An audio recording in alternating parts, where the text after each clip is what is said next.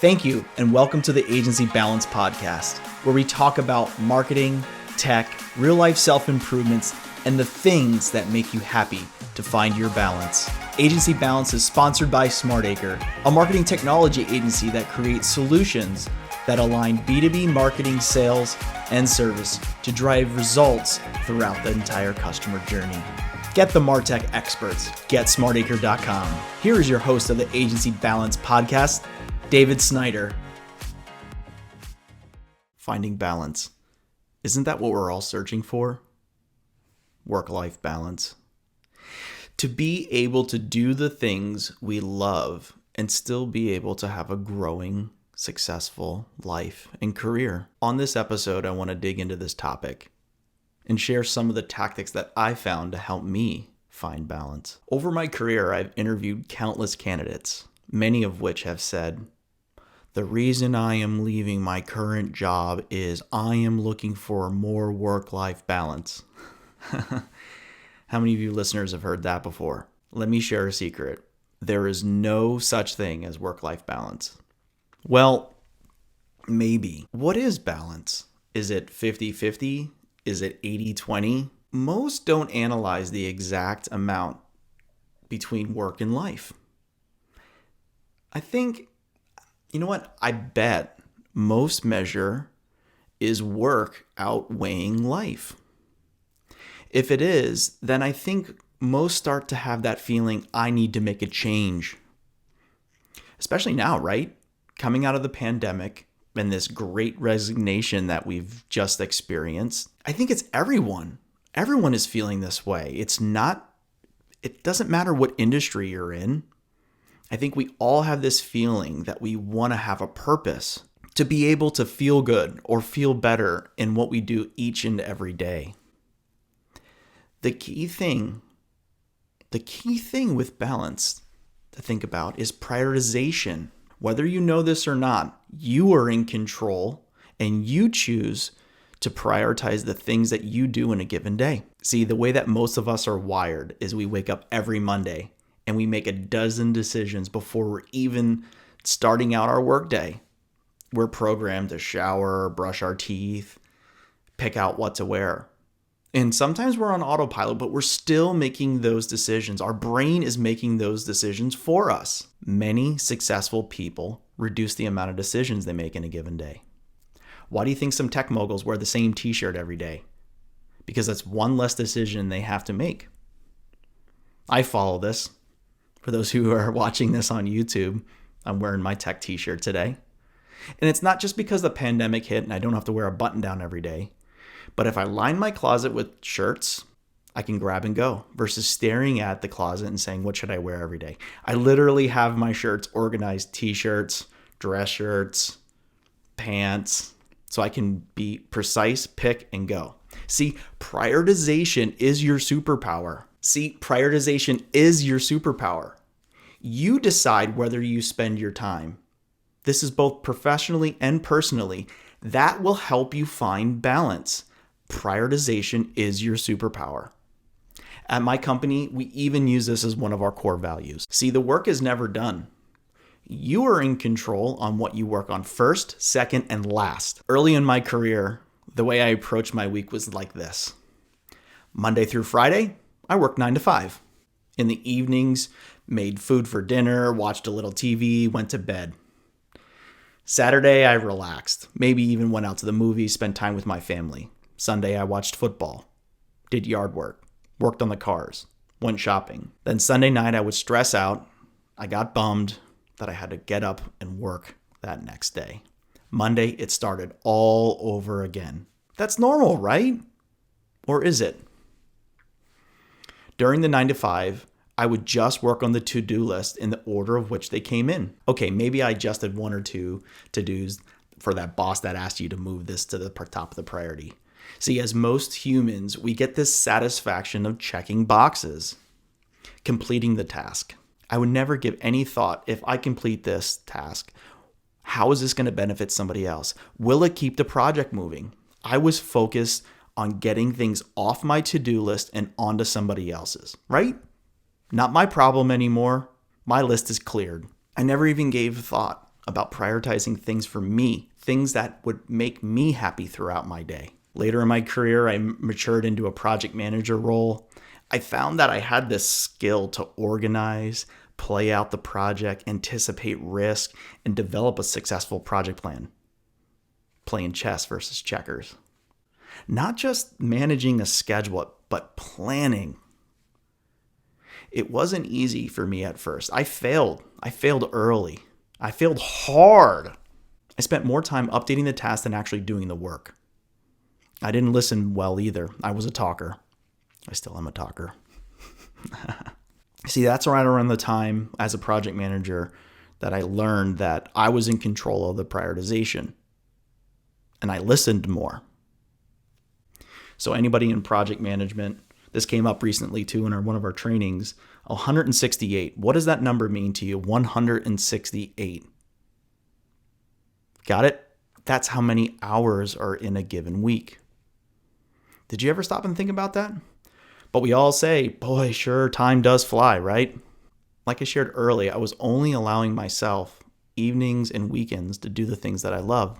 But I did want to share 3 things I learned that helped me prioritize. Number 1, do the things you love every single day. Number 2, if it takes 2 minutes or less, just do it. Number 3, make a list of 3 each day. Do the things you love every single day. This is number 1 for a good reason. Why? So I look back on the days that I didn't spend any time with my family, didn't do something on my car or organize or sort or research or buy or trade sports cards. And I just felt stressed out, burned out. I didn't feel like I spent any time for me. And whether if my brain knew that or not, that's something that was missing. I get it. Some days in work and life, crap just happens. It consumes us. But my secret to finding balance was doing the things that I love every single day. See, all those things I named, I used my hands and in my heart. But I wasn't using that part of my brain that calculates finances and sales and numbers and goals and things that are necessary in my work role. I was able to work those things in, and I was finding balance. When we do the things we love and the things that make you happy, that creates dopamine, our mood. That's what dopamine is, right? It's our mood. Oh, I'm so moody today. In addition to mood, dopamine also affects movement, memory, and focus. Healthy levels of dopamine drive us to seek and repeat pleasurable activities, while low levels of dopamine can have an adverse physical effect and even a physiological impact. When the brain has a healthy level of dopamine, we feel good. Our motivation increases. Now, I'm not saying you can or have the ability to stop in the middle of a workday and do that one thing. Some jobs we just can't. But why not do that first thing that you love first thing in the morning before your day starts? Why does it have to be at the end? Why does it have to be the thing that drops off your to-do list? Prioritize the things that you love every single day. Find that 30 minutes, 15 minutes, whatever it is, to sort those baseball cards and do whatever it is that you love every single day. Ask yourself, when was the last time I did that one thing that I really love? Was it yesterday? Was it a week ago? That's too long. Do the things that you love every single day. I suggest writing that one thing down right now. This is a challenge across the internet waves. Here we go. Write down, grab that piece of paper, grab it, grab your notepad, write down that one thing. Go ahead, I'll wait.